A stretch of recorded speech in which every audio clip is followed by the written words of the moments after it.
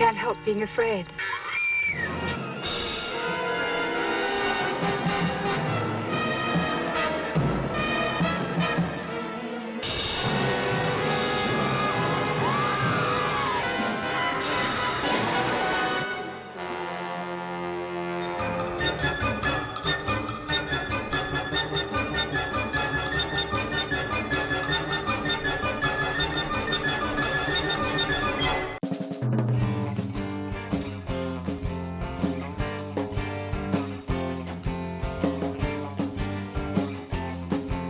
Professor Fred's Movie Marvels is a show you must tune in.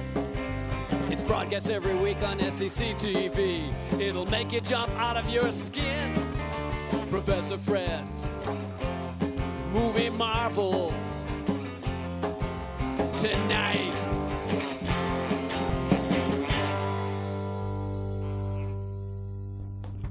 Whoa! Greetings, students. It is I, and I'm back. Professor Fred, your esteemed, venerable, somewhat leaky host, and I am so delighted to be here. And I've got Igor, my ignoble and somewhat at times hostile and a little testy sidekick, and he's here and ready to rock. We're going to chain you all up for our Schlock Cinema 101 showing today because it's an especially exciting thing for me because we've done mainly movies. In fact, I think we've done about 100% movies on this show. But this is an early made-for-television dramatic piece. It's not really a movie, never played theaters as far as I know. It's a 1952 production, television production, 1 hour long, starring Boris Karloff and Thomas Mitchell and Barry Kroeger, and it's a quickie, wham-bam kind of version of Mark Twain's classic, A Connecticut Yankee in King Arthur's Court. And it's shot on super cheap sets. It's shot live, which is what's so endemic about early TV, and what makes it so exciting is it's shot absolutely live. And so even though, obviously, Boris Karloff and Thomas Mitchell, Barry Kroeger, you know, veteran actors, when you only have about 10 or 15 minutes to prepare and you're shooting live on a sound set, you are going to muff your lines. So there's a lot of boffed lines, which makes it real cool and campy, and a lot of super cheap scenery. I think that Boris Karloff probably went out to a thrift shop and bought his own King Arthur costume, but it's about 3 sizes too big, but that's okay. It's a lot of fun. Another interesting thing about these kinds of hour-long classic golden age of television movies, like A Connecticut Yankee and King Arthur Court, is that they're shot in kinescope.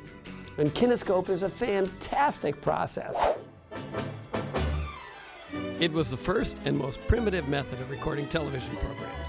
This was in the days of early live television, but before videotape recording had been invented. So the only way a program could be recorded and played back later and on other stations was using the kinescope method. A kinescope is a film made of a live television broadcast. Kinescopes are created by placing a motion picture camera in front of a television monitor and recording the image off the monitor screen while the program is being aired. And so it gets this kind of weird, rubbery, bizarre, kind of damp, kind of moist look. And everybody kind of looks wobbly in it. It's real cool. Don't take drugs or anything like that while you're watching this film, because it'll wham you out. Another great thing about these early television productions is that they're directed by directors who became hugely famous. Virtually every major director of the 60s started in these kinds of movies. John Cassavetes, John Sturges, the big biggies.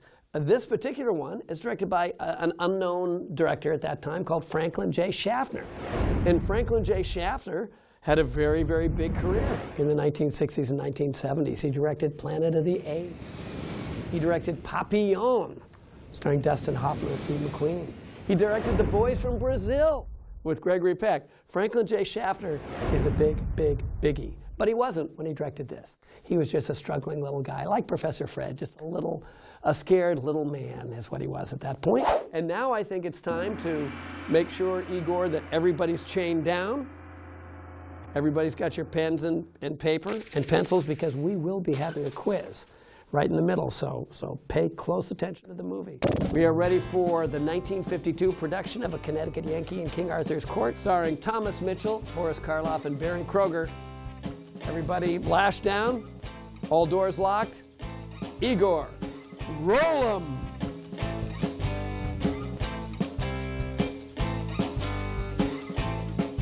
roll 'em.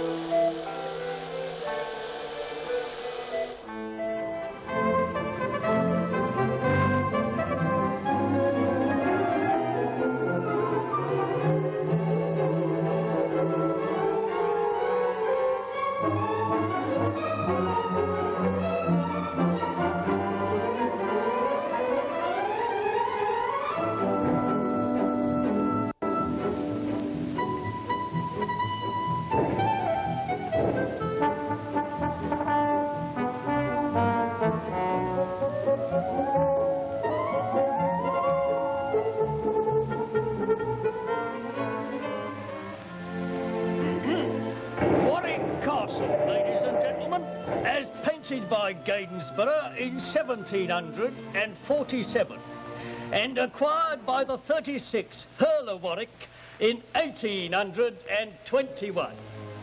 Where we're standing now, ladies and gentlemen, is the main hall of the castle. This here is Thomas de Newburgh, born round about 1213, died 1297. 6 Earl of Warwick. Hey, you're an American, I see. That's right. Hartford, Connecticut. Have you heard of it? Ah, born there. Born and raised in Hartford. Know it well. Artist. Oh, it's a long, long time since I last saw it. That was in 1889. Come now, sir. 1889 was but a few short years ago. Ah, sir, but my journey was not in a straight line, either in geography or time. Pardon me, what was that again? You've heard of the transmigration of soul? Have you ever heard of the transposition of a man's body in time and place? Afraid I didn't quite catch that. Mind repeating it? This here is an ancient suit of armour, date of the 6th century, time of King Arthur at Camelot. Now, here's a puzzler and no mistake. Please be so good as to observe this 32 caliber bullet hole. Now, I ask you, whoever put a bullet hole in this here piece of armour back there in the days of the crossbow and King Arthur? Which, well, I saw it done. Did you, indeed? You what? As a matter of fact, I did it myself. Now, if you will follow me, please, we'll have a walk through the main banqueting hall itself, famous for its high ceiling, its inlaid floor, and the host. As I said, sir, I am an American, born and bred in Hartford, Connecticut, the nutmeg state, a Yankee of the Yankees. Worked in the factory there, the arms factory. You know of it, don't you? Yes. Well, I suppose I knew all there was to know about guns and engines and boilers and all kinds of machinery. Why, I could make anything in the world a body wanted. And if something was wanted that hadn't been made yet, I could invent that, too. I read the world's almanac from cover to cover. Lucky thing for me I did, because I kept a copy by me in case some argument came up. And there was a lot of arguments, too. Oh, yes, believe me. Because, you see, I was head superintendent of the place with a couple of thousand men under me. And in a position like that, trouble comes easily. Well, sir, one day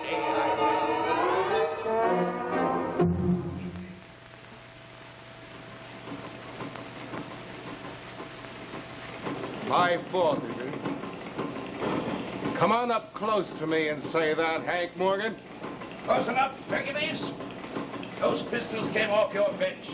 They're defective. You're fired. That's so, huh? Look out! That crowbar connected. That's all I knew for a good long time. When I came to again, I was sitting under a tree on the side of a hill with a beautiful country landscape all to myself. Well, nearly all to myself. Yes, sir. Will you just? Will I which? Will you try a passage of arms? Or land, or lady, or what you will? Friend, I don't know how you got over that asylum wall with all that kitchenware on you, but you better get back or I'll report you. Thou refuse my challenge. Prepare to defend thyself. Oh, by golly, that one's dangerous. I wonder if the alarm is out for him yet. I claim thee as my prisoner. Well, come quietly. Oh, just now seek further argument. No, I ain't budging out of this street till they find out you've escaped and send a guard after you. Oh, just defy me. Oh, go easy with that hardware. Good heavens, here. Thanks, here comes the posse now. This way, fellas. Give you good day, Sir Sagramore. Where came you by this creature? Take him in charge, Page, and which you now guard him well. He is the prisoner of my sword. And it pleased him, my lord. That's right, son. Humor him. Hey, you are one of the prison asylum guards, aren't you? Oh, marry fair sir. Meseemeth. That's enough. I reckon you're one of the patients, too. Untree the monster. All right. I'm coming down.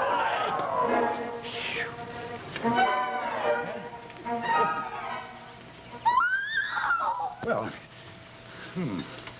I reckon these folks ain't patients from the asylum after all. I reckon it's me that somehow got into the place.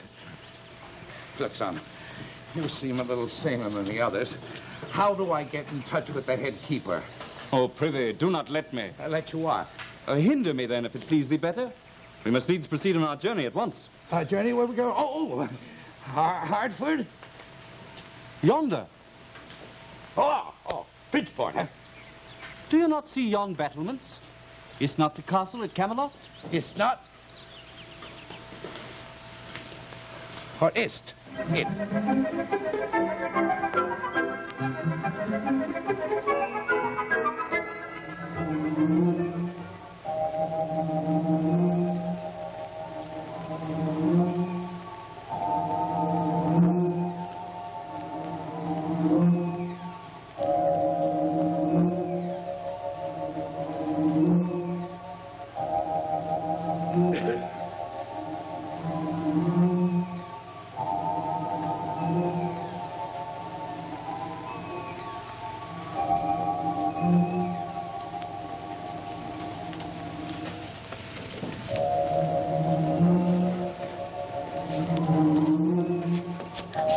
Gentle knight on thy left. Stand thou thus with thine eyes averted, whilst I cast a spell to make harmless the powers of this evil sorcerer.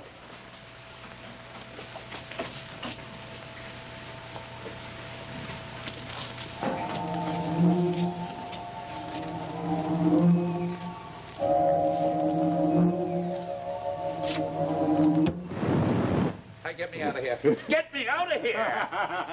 Now I have cast my spell, and thou mayst gauge with impunity. Didst ever see the like? 'Tis somewhat like a man, yet withal not like a man. Who, me? Oh, no, just a minute. What barbarous language is this? 'Tis the tongue of the wicked magicians of Modar. Look you how this evil one wears the clothing of a sorcerer. But what is the purpose of yon inverted bathing bowl which resteth upon his head? Verily, 'tis a most ingenious device which upon removal doth cause flames to spout forth from the pate. Verily? Excuse me, ma'am. The name is Morgan, Hank Morgan, from Hartford, Connecticut, the Nutmeg State. I saw no flames. 'Tis well. Thou seest now how I have rendered him harmless. I must hurry me to fetch King Arthur that he may marvel at my wondrous powers. King Arthur? Hey, you, miss. Come here. Is it safe?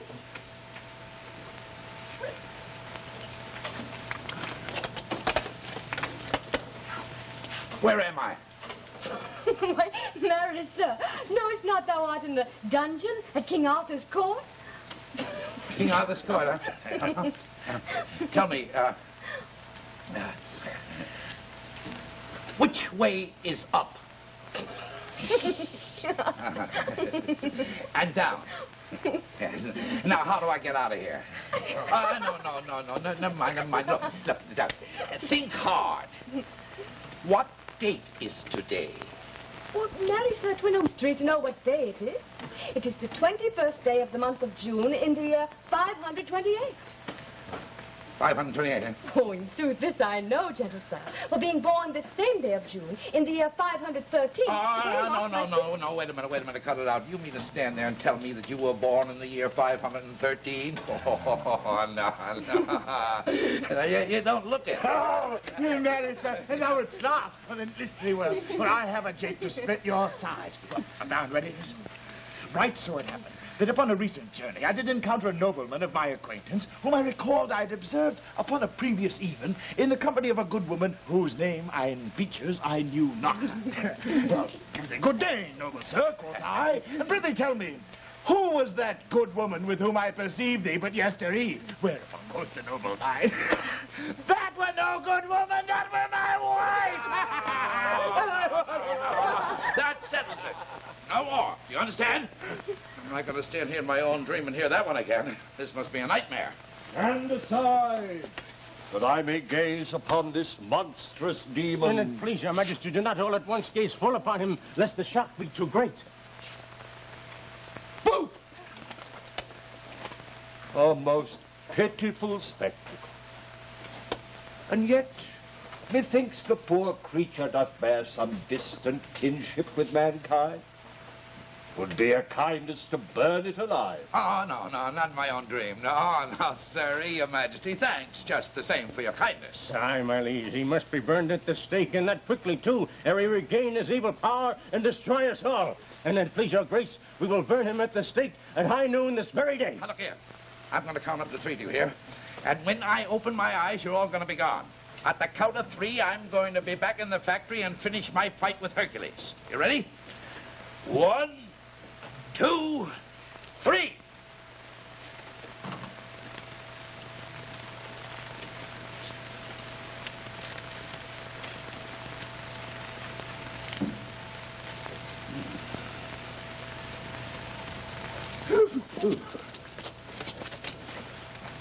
Well, maybe it is the 21st of June, 528. But 1,300 years from now, when you're dead and forgotten, I'm going to be hanging around the corner store in Hartford, Connecticut, the nutmeg state. And if you think for one moment that you're going to burn me at the stake, doubt it not, fair sir.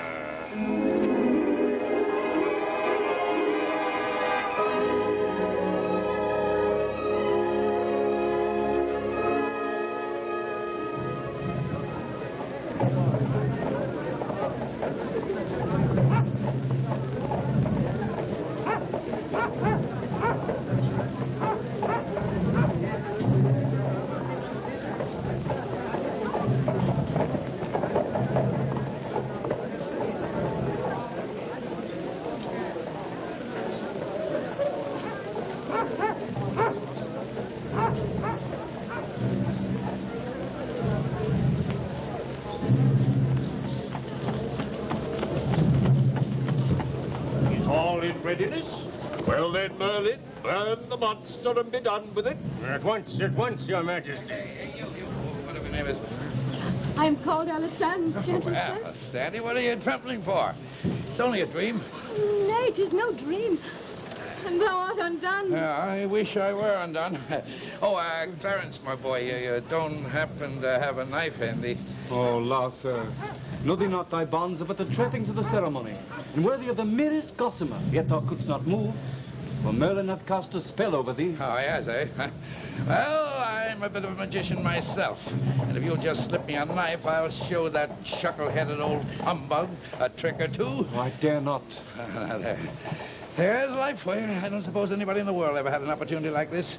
Here I am in the 6th century with a 19th century brain. Why, I could be boss of this country in 6 months, and here I am. Going to be burnt to the stake before I have a chance to get started. Now, where is that Merlin? I grow weary with waiting and faint for lack of food and drink. Is not high noon? Oh, there, Merlin, Merlin. Well. All is in readiness, my liege. On with it, then, on with it. Where's the torch? The torch. Fetch it, idiots! Fetch it! Oh, sir, oh, but the torch is in readiness. I do fear thy day is come. Well, if I can help it. June 21st, 528. There's something about that date. Look ye how the sky grows dark. And the very sun would fain hide from this cruelty. Sandy! You've saved the day. Now I remember. World Almanac, page 301. The first recorded eclipse of the sun happened on June 21st, 528 A.D., 3 minutes past noon. I told you I knew my almanac. Make way! Make way! Apply the torch! The torch, I say! I forbid it! What's this? What's this? If any man take one step before I give him leave, the very heavens will consume him with thunder and lightning. Look and take heed!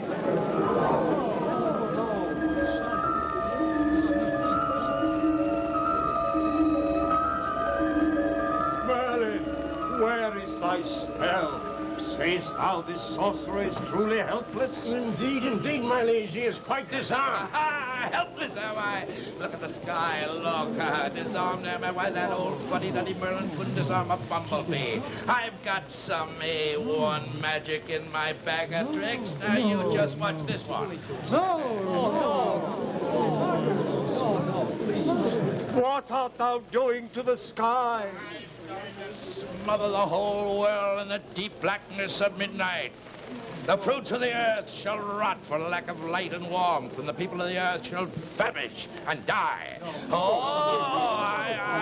I'm riled up now, Your Majesty, and just to show you and your boyfriends how to have some manners, I'm going to blot out the sun.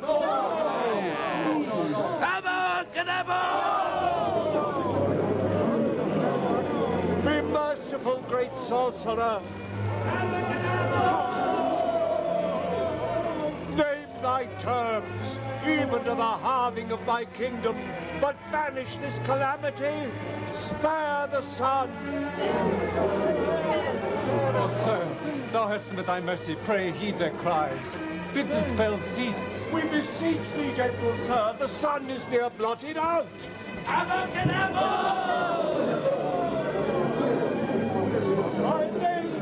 My terms in heaven's name, my terms. All right, Your Majesty, these are my terms. You shall remain king over all your dominions and receive all the honor and glory that goes with kingship. But I will become your perpetual minister and executive, and you will give me leave to make whatever changes in the kingdom that I see fit.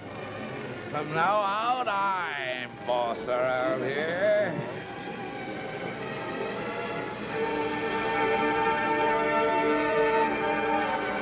Tis done, Sir Boss.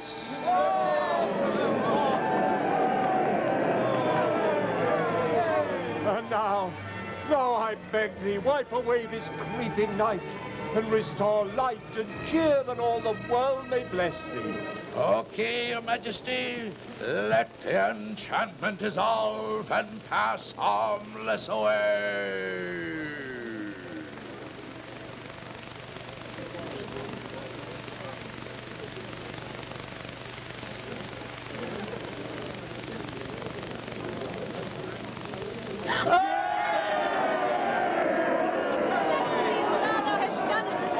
Undo his bonds and set him free, and do homage high and low, rich and poor, for he has become Sir Boss, the king's right hand.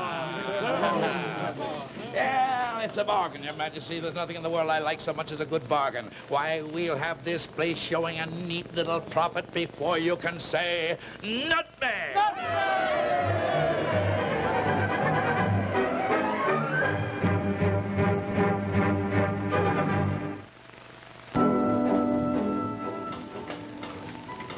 Faith, Sir Boss, scarce can I contain myself till this wondrous carbuncle is explained. You know, Your Majesty, I never saw such a place for people to stay up all night. I'm afraid to go to sleep for fear somebody's going to sneak up behind them with a knife. Well, I'm going to put an end to that right now.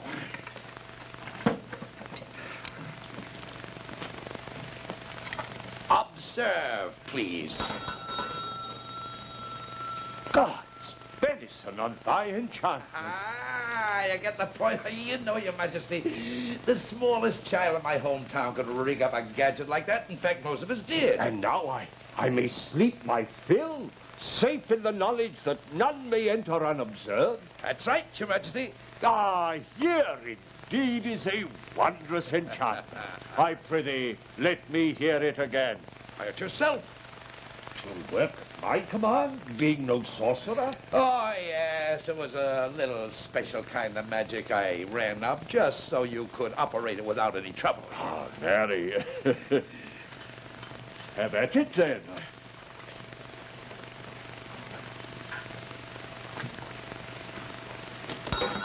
Miraculous happening. Ah, here is a charm that delighteth me greatly.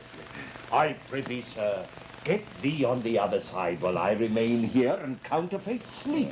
Then, when thou thinkest me slumbering, open the door and essay to steal upon me unawares. Okay, Your Attend, Majesty. sir, attend. If you please, Your Majesty. Miraculous charm.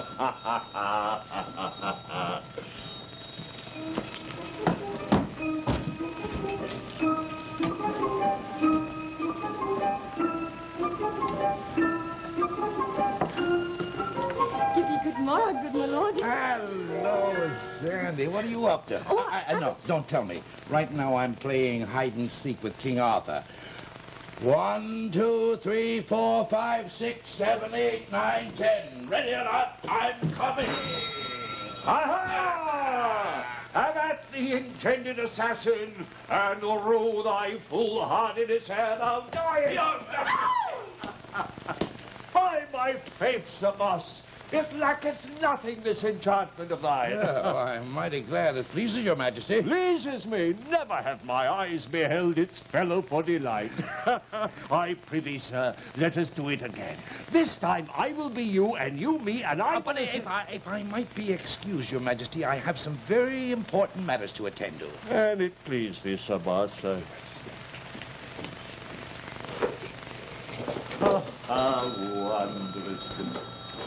How say you, Sir Boss? Canst place such a tongue as this on every tree in England, that I may ride the land without fear of ambuscade? I'm working on something for that very purpose, but it's a little more ambitious than these gadgets and takes more time. It's called the telephone. Telephone? Ah, there is a word to conjure with, surely. Your Majesty, you can sit right here, do a day's work, and yet know everything that's going on anywhere in the kingdom. You don't have to go off on one of these wild goose chases because Sir Sagamore thinks there's dragons coming. Why, Sir Boss, wouldst deprive the nobles of Britain of the chase? Me fear the time would hang heavy on our hands. Oh, but you'll be busy answering the phone. Besides, we're going to go to work here and bring about something in this kingdom that'll change it into everything it should be. Fate, seek thee, Sir Boss. First off, we're going to take all the comforts of home in the 19th century and tack them on to the simple, sweet little ways of you folks here in the 6th century. Why, in no time at all, there'll be no more starving to death. Life will be easier to live. We'll have this place chock full of people all as happy as kings. Ah, Sir Boss, what would I not give to see that day? Nothing to it, Your Majesty. You'll be able to sleep nights. You won't have to go around with all this hardware on your... Oh, Your Majesty, remind me to invent you a nice $12 suit, just like this one. Oh, heaven with 2 pairs of pants. Heaven forbid, Sir Boss. Unless it be vital to thy project, I would endure much for the welfare of my people. Well, there's no accounting for taste. You go right ahead with your burglar on, Your Majesty, while I go out through the country and hang up some telephone lines. I'll be back in a few days. I bid thee haste, and in the meantime, I shall command thy tinkle tinkle to dwell on every door in the castle so that none may approach me unannounced. That's that ticket, Your Majesty. Okay, Sir Boss. Morning, saggy pants. What's he to you? As to adversary the merry jape of the shepherd who possesses the goat, which peradventure boasts not a nose. And upon being approached by a neighboring swineherd, who inquired of him, "Marry, good man, since your goat boasts not a nose, how does it smell?" The shepherd was pleased to reply, "Terrible." I heard that one 1,300 years from now.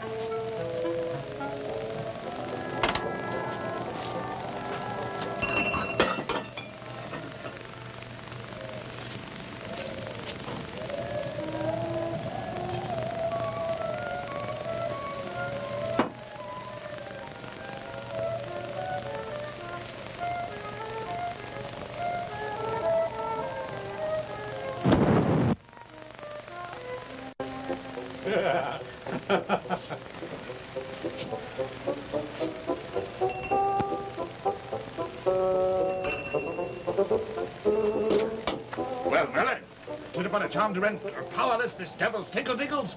Well, lacking, well a day, noble knight. This is powerful magic indeed.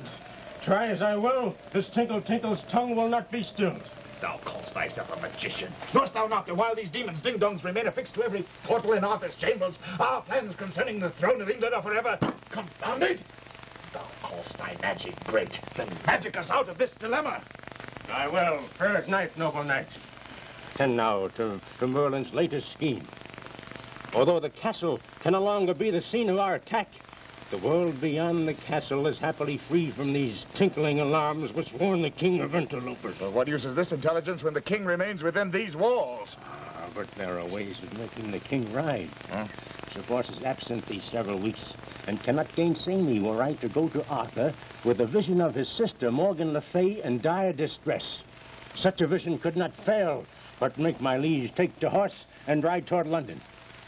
And if he should meet with some mishap on the road, where there is no tinkle-tinkle to warn of ambuscade... But canst thou summon up such a vision? I am Merlin.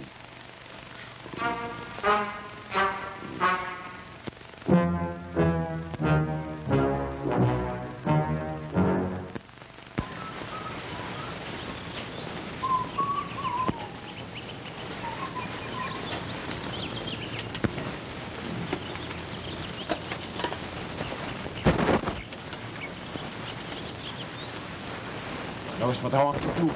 The king will pass this way shortly. I caution thee both against failure.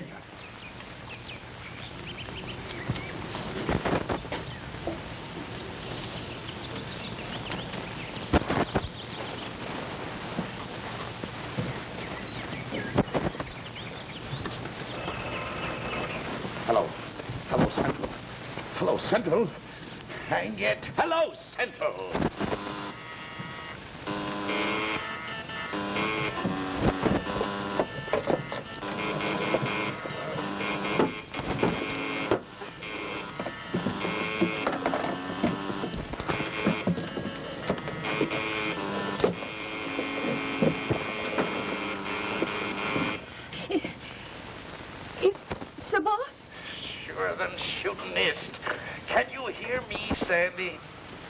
Miraculous miracle.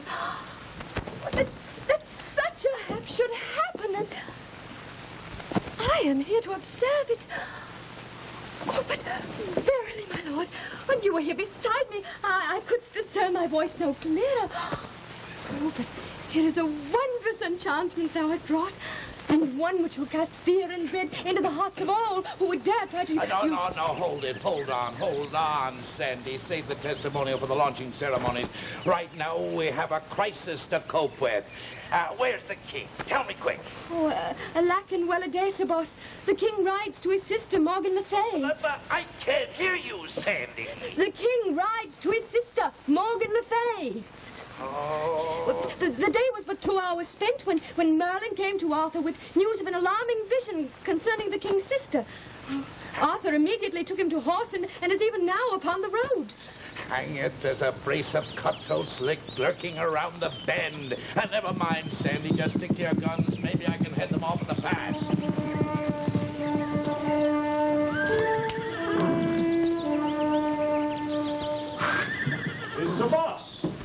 assist me to dismount.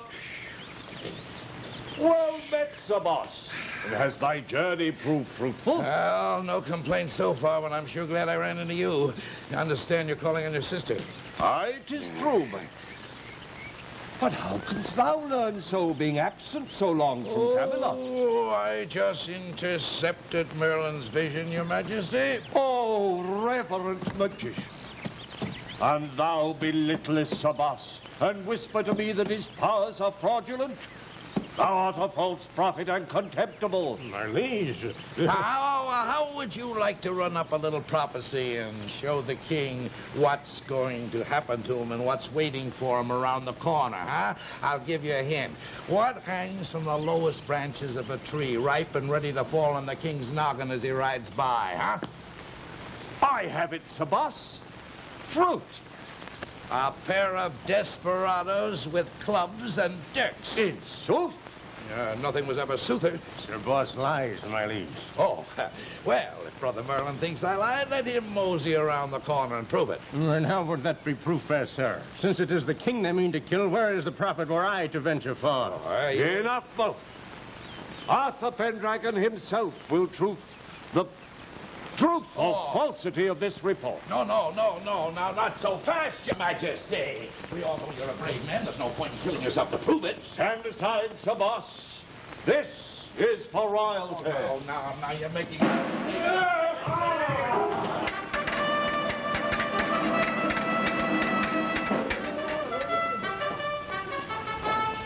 Tis done, noble knight. Faithful Merlin, thou reap no little reward for thy loyalty when I am king. Let us stand here now and wait until the battle is over, and then we will go forward and identify the remains. And to while the time away, mayhap thou hast not heard the merry jape of the good man who, upon being served a bowl of broth in a tavern, called for the publican. Aye, my faith, Sir Boss. Full many a weary year hath passed since I fought such a fight. Who else dares brave Arthur Pendragon? Let him come forth. No, hold on, Your Majesty. This is no time for chivalry. Sir Sagamor's out to kill you. Like as not, he's got 500 cutthroats hiding in the woods between here and Camelot. Now, wait a minute. Hold on. We've got no time to waste. Come here. Get out of those royal robes and into this peasant's garb. Now, I'll explain later. Right now, do as I say. Is this exciting or what? I mean, I promised you a really weird, bizarre curio and oddity, and that's what you have in this movie. Well, we'll call it a movie, but it's actually a sort of a made-for-television production, shot live.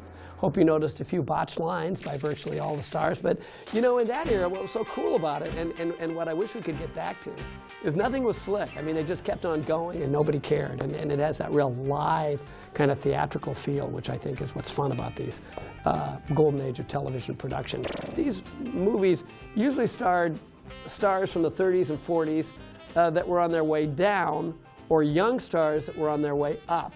James Dean was in one, Steve McQueen was in one, Robert Redford was in a lot of these. And then they also started older, more established stars, some who were kind of maintaining a plane, and some whose popularity were probably dimming a little bit. I would say that Thomas Mitchell's career was probably pretty much in the decline at this point. He was a big actor, very much in the dramatic kind of Spencer Tracy kind of mold of the 30s and 40s. But Boris Karloff's career was, believe it or not, kind of hanging on pretty steady. The Universal monster movie trend had ended in 1948. Karloff had been obviously Frankenstein. He was in The Son of Frankenstein and in the infamous Bride of Frankenstein. And all the other monster movies. He was the most popular monster of the 1940s, with Bela Lugosi running a close second. Probably Lugosi only coming in second because he never really mastered English. And Karloff was a extremely good speaker of English, so he kind of came in as #1. But unlike Lugosi, Karloff was still going very strong in the 1950s, and of course made a huge comeback in the 1960s through Roger Corman's AIP, Edgar Allan Poe movies, and all the beach movies, and Boris Karloff became a huge star all over again in the late 60s, and Mario Bava's Black Sabbath. Enough of that. It is time for the pop quiz. Thomas Mitchell's character in the movie is, of course, the Connecticut Yankee. But Thomas Mitchell is just infamous for one particular movie. And this movie was directed by Frank Capra.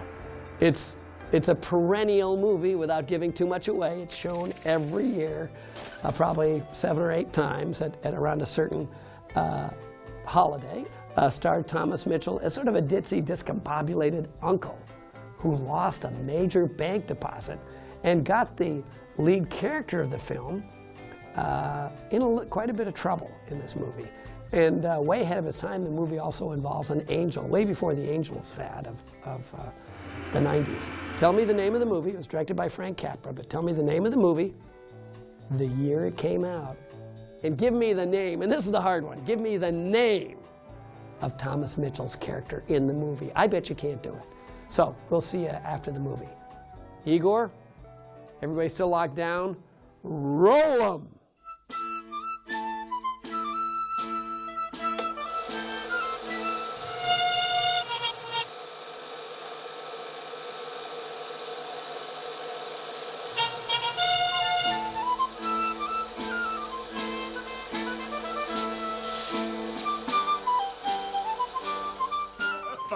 The good man called for mine host. Marry, varnish, but prithee, do observe that fly reposing in my broth. And faith, fair sir, replied mine host, they were so small a creature, surely there were broth enough for both of you.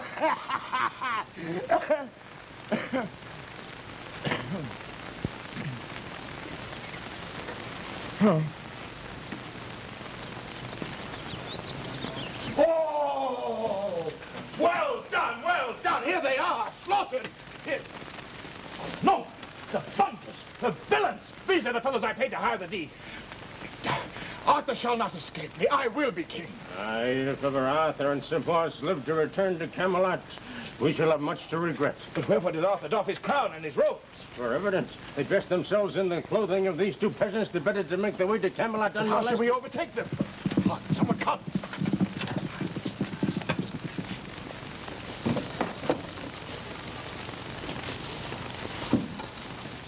Fair son, will you just?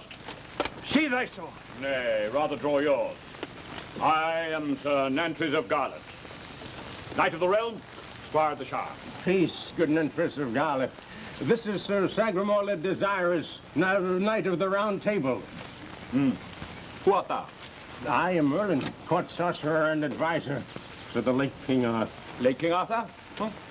King dead? Observe. Here lies my liege and his prime minister, cut down from ambuscade by 2 paid assassins. Who's done this monstrous deed? 2 fierce and evil murderers. Even now they make their way through your realm, seeking to escape to the sea. I bid thee, make haste to chase and capture them. But how shall I know these villains? Thou canst not mistake them, for the elder of the 2 is mad, and upon being crossed will rant and rave and cry out that he is King Arthur himself. Find thee 2 fleeing slaves, and if the one cries out that he is Arthur Pendragon, do not falter, but hang them forthwith. Mary, I'll not waste a moment. I'll be off at once. Good boy. At once. Give you good day, sir. Good day. A noble invention. That great booby will find King Arthur and Sir Boris, and will hang them. Now, at last, I shall be king.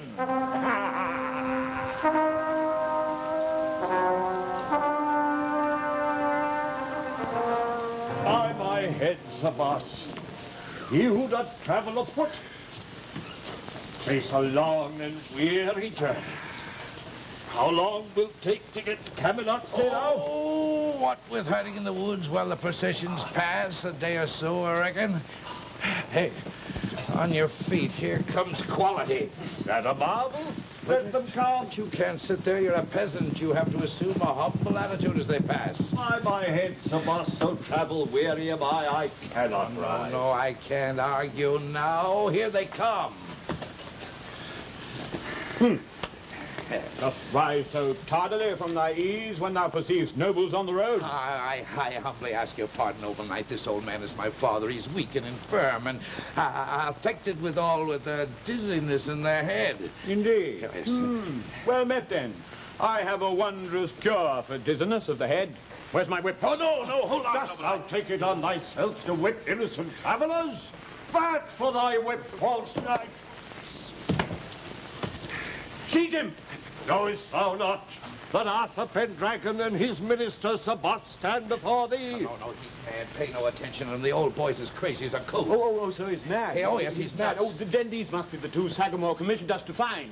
Hear how the old one raves about being king. Yes. Huh? Seize him at once. What? No, I didn't mean that. Now, wait a minute. I'll hang thee, Let me explain. Arthur, the old man raves. Well, Arthur, king of the Britons, you shall hang by yon elm. That'll put an end to your ranting. Now we are really in the soup. But I'll say this for you. You gave him the fight. And I may not be very bright, but you make a darn good king, Artie. Why, Sir Boss, thou dost speak as though these were in very truth our last moments on earth. Sure than shooting looks like it. But what's so funny about it? What are you laughing at? Yon country squire. In my mind's eye, I can see the look of wonderment upon his face when thou dost decide to end this fond lull and blot out the sun.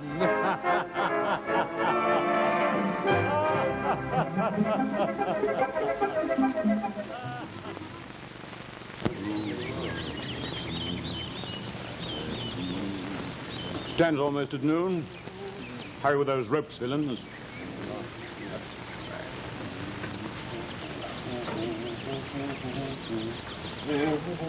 I don't think your majesty should take it so lightly. Oh, thou wilt not allow harm to come to me, Sir Boss? I tell you, we're a couple of cooked Indians unless we can figure a way to free ourselves. Thou canst free us?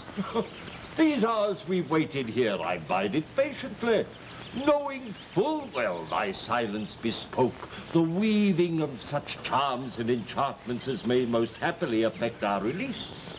What hast thou devised, Sir Boss?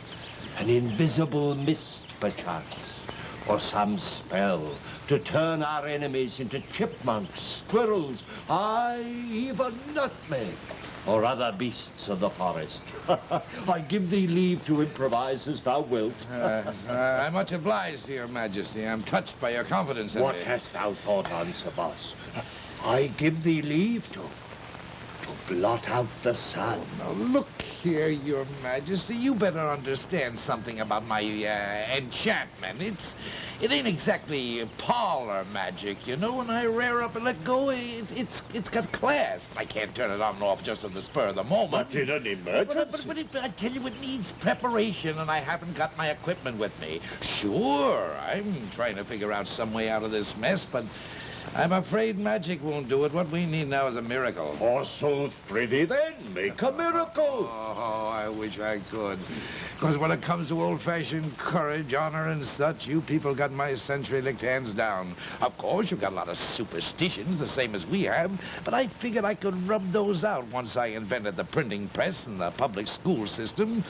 I somehow hate to hang before the good qualities in you nice people get a chance to pay off. Now, Sir Boss, thou must not resign thyself to death.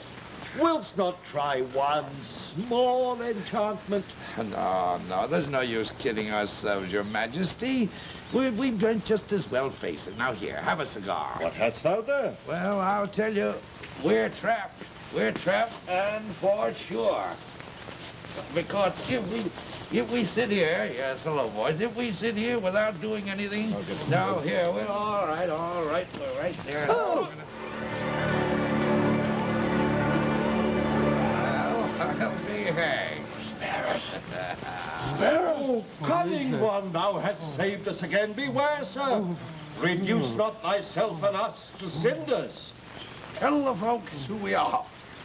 I am Arthur Pendragon, son of Uther Pendragon, knight of the Round Table, master of Camelot, ruler of Britain. And here beside me is Sir Boss, my perpetual minister of state, my right arm, my mind, my royal will.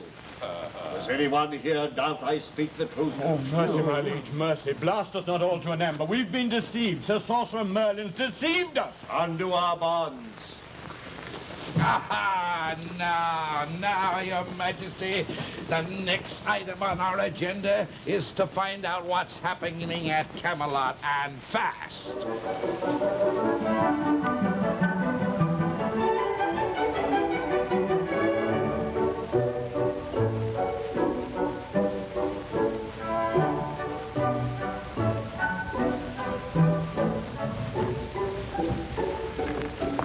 Sir Sagramore has just proclaimed himself king.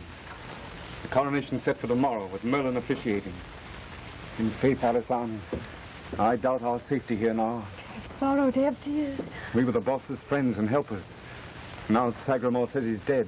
He and Arthur, killed in a battle against 50 dragons. Alas, Sir Boss, thou art gone from me forever. Oh. Verily, but my very enchantments mourn thy passing. Oh, hang the girl. She promised to stay on duty. Hello, Central. Hello, Central. What manner of device is this, Sir Boss? Well, it's a device to save our skins in the kingdom. If we can get any service here, of course, the service will be better when I get it organized. Hello, Central. Why, Sir Boss, thou dost shout full loud, but I doubt if there be any small enough to fit inside this tree and give the answer. No, Your Majesty. The person I'm talking to is not in the tree. She's miles away at the castle. Forsooth. Peradventure thy voice be not powerful enough to penetrate so great a distance, therefore we will help thee. I charge thee, on the count of 3, join thy voices to mine. 1, 2, 3. Hello! Hello, Central. No, Your Majesty, believe me, it doesn't help. Believe me, it does not help. Can it harm? Now once again, and this time together. 1, 2, 3. Hello, Central! Not deaf, not blind. Thy instrument beckons thee. Alack, it cannot be, for who be still on live to give it voice? The boss's orders were to answer it when it rang.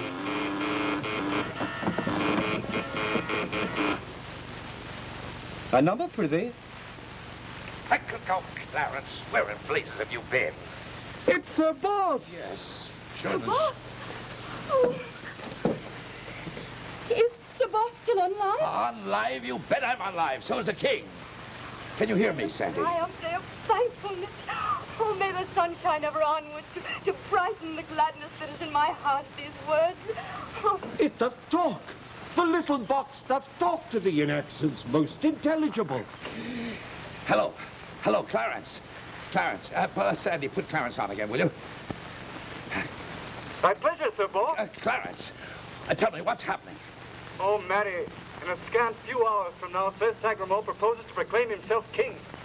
Sagramore? King? Arthur Pendragon wearies of these games. Sir Boss, I bid thee devise an enchantment to reduce Camelot to a lump of clay, together with Sir Sagramore and all who will betray me. Oh, now, Your Majesty, don't get riled up. Clarence, now listen to me. I want you to do a favor for me.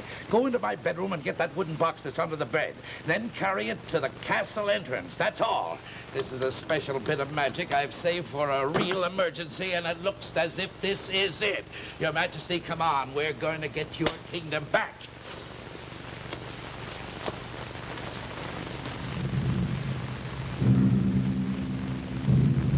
Now proceed with the coronation of Sir Sagramore le Desirous as King of Britain under the express wishes of the dying Arthur Pendragon. According to chivalry code, are there any here who would bring their voices against the ascendance of King Sagramore onto the throne? I'm ordered to pause here for reply.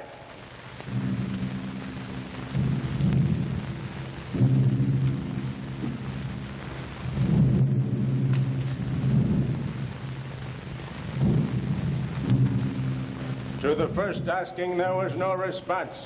I am now ordered to command the second asking. Are there any here who would raise their voices in defiance against King Sagramar's assumption. On entries of Karloff, friend to Sagramar the Desirous, waits audience upon the new king.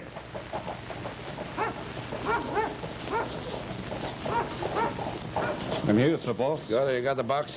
Here, gentle sir. What is that? That's bad medicine for traitors. Now take. We're safe. Put those duds on, Your Majesty. Here, hold that, Clarence. To the second asking, there is no response. I am ordered to pronounce the final asking.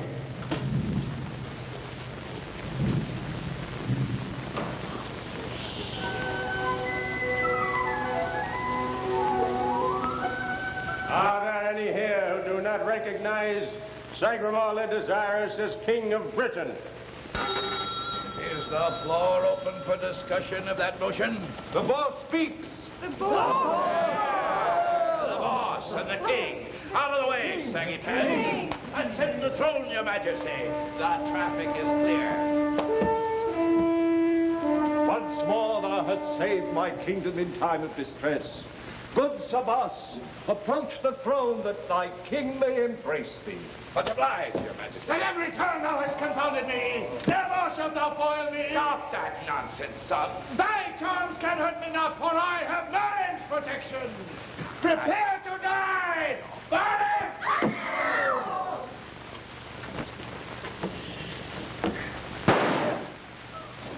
That one won't bother you anymore, Your Majesty. Sir Boss, thou art wounded. No, it's only a scratch. I'll be all right as soon as my head clears. Thou'st reckoned without Merlin. No, I'm willing to let bygones be bygones. Thou belittlest my power and call me humbug. Thou live to rue thy ridicule. Sleep, Sir Boss. Sleep in dreamlessness for full 13 centuries. Now, I'm Hank Morgan from Hartford, Connecticut, and I don't take any stock in charms and enchantments. Sleep for 1,300 years, don't make me laugh. Sir Boss, thou dost stagger and pass thy hand before thine eyes. Sir Boss. Sir Boss, good Sir Noble Boss. Noble Boss. Sir Boss. Minister of State. Sir Boss. Sir Boss. Sir Boss. Sir Boss. Sir Boss.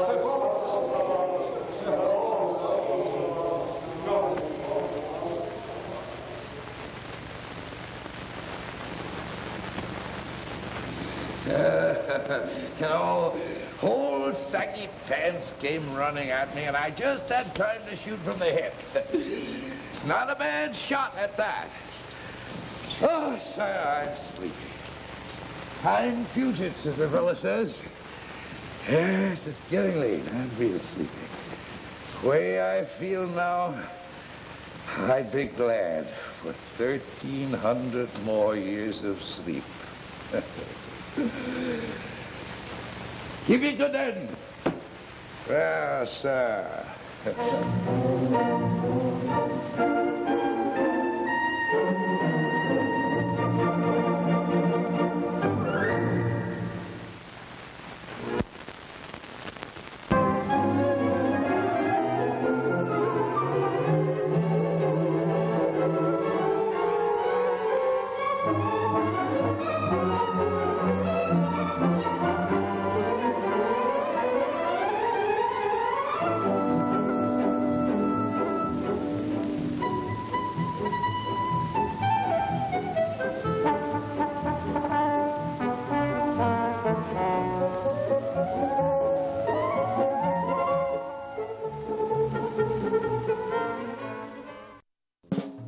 Wow, was that a discombobulated, flummoxed, pithy, incredibly cool version of the Samuel Clemens, Mark Twain classic, A Connecticut Yankee in King Arthur's Court, or not? I mean, every time I see that thing, I just get more and more amazed. I mean, did it follow the book? I don't know. The obvious themes that Mark Twain was making was that, you know, back in the medieval time, people were simpler, and it's sort of a Rousseau kind of primitive savage idea that the more modernized and the more businesslike we become and modern, the less moral we become, and the more complicated life is, and that the more primitive Dark Ages were a simpler time and a better time, and that comes through in kind of a discombobulated, somewhat moist way in this movie, I think. Wasn't Kroeger great as the heavy?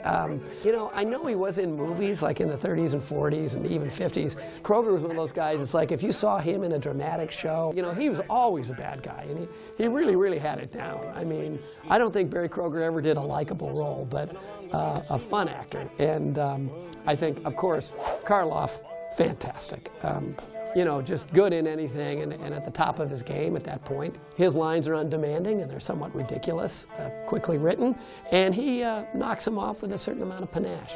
He's certainly not in any way embarrassed to be wearing like a elementary school pageant, a king's costume, which again is too big, and a thrift store crown, which is obviously cardboard. He doesn't seem to think about it. He's a true pro. It just walks through his lines. He's very likable as the king, and I think that's what the novel is trying to get out. I think I probably have a few more objections to Thomas Mitchell's characterization. I think maybe that, although I think he's a wonderful, wonderful actor, I think he's a little too old for the role right off the bat. And I think that funky outfit, that kind of weird plaid, kind of three-piece, you know, kind of Jiminy Cricket suit, it isn't working for him at all. It's all wrong, and it's way too tight. Hey, let's get to that pop quiz trivia question. Okay, you remember at the break I asked you about Thomas Mitchell, and I said, what Frank Capra film, holiday seasonal classic, did Thomas Mitchell star in? And the answer is, It's a Wonderful Life. Okay, that's easy. I know probably everybody got that. But it was a three-part question, remember? The second question was, what year was it released? The year of release of It's a Wonderful Life was 1946. It wasn't popular. It was not a successful movie. It was revived in the 60s. It's been a classic ever since. But here's the hard question. The third tripartite part of this question is, what was the name of the character that Thomas Mitchell played? Remember, he was Jimmy Stewart's uncle who lost the bank deposit, causing all the townspeople to come in an angry mob and demand their money back, forgetting all the wonderful things that Jimmy Stewart had done for them, all the wonderful things in life he gave up to help those townspeople. Thomas Mitchell's character was named Uncle Bill Bailey. Uncle Bill Bailey. Well, I think that we've said enough. We've had great fun with the 1952 production of A Connecticut Yankee in King Arthur's Court. It was a discombobulated dishwasher classic. It was leaky, it was creaky, but it was a lot of fun. It was what schlock cinema is all about. So, students, thank you for coming. Igor, let loose the chains, open the door, and we'll see you next time. Thanks for watching Schlock Cinema. Professor Fred's Movie Marvels is a show you must tune in. It's broadcast every week on SCCtv. It'll make you jump out of your skin. Professor Fred's Movie Marvels. Professor Fred's Movie Marvels. Showing bad horror movies. They're good, but they're so bad. There's a pop quiz after every class.